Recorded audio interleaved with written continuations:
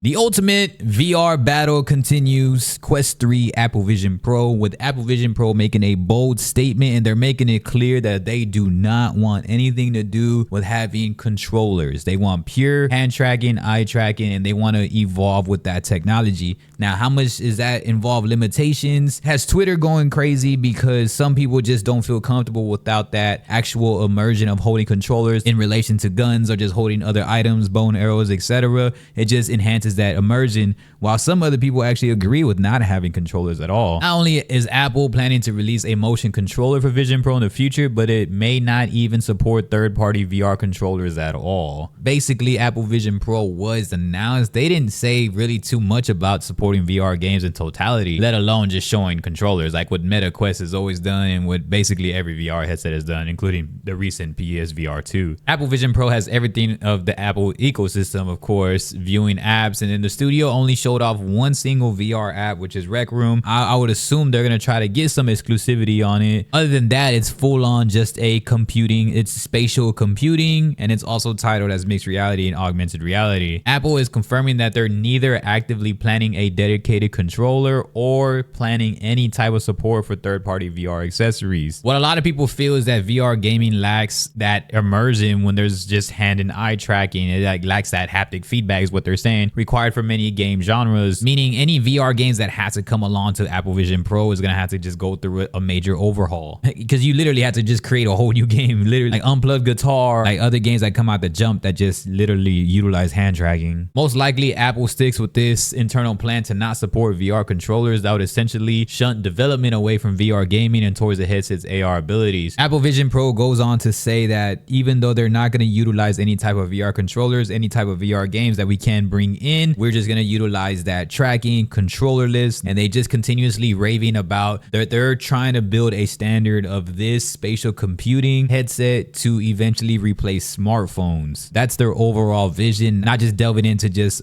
gaming overall. Now, this is a very tough input because Apple Vision Pro, obviously with the iPhone, they just broke barriers with everything. I have everything Apple. I have earbuds, I have smartphones, but Apple has obviously proven to us their technology, but it's really weird how they're just kind of shunning VR in general. Based on this article alone, Apple Vision Pro can see that they don't really see a long-term vision with just catering to gaming right now, because gaming hasn't been shown. As far as like gaming now, gaming is very new and it's really early stages with virtual reality right now, while Apple Vision Pro is just trying to bring in their apps and mix and mesh them in mixed reality. I believe their overall vision is correct though. They're trying to transition people versus getting people to just completely exit the physical reality. Apple Vision Pro is trying to blend and get people slowly going in, learning all the cues, learning some of the adaptations of everything. Now, the hand tracking and eye tracking is really advanced versus what kind of like their mission is. It looks like what they're trying to do is slowly transition into virtual reality, but they also threw an advanced technique, which is just hand and eye tracking. Now, how thorough it is and how much immersion you can get into that's gonna be, I'm very shocked though that they do have like a tethered battery, but definitely don't want any type of a remote.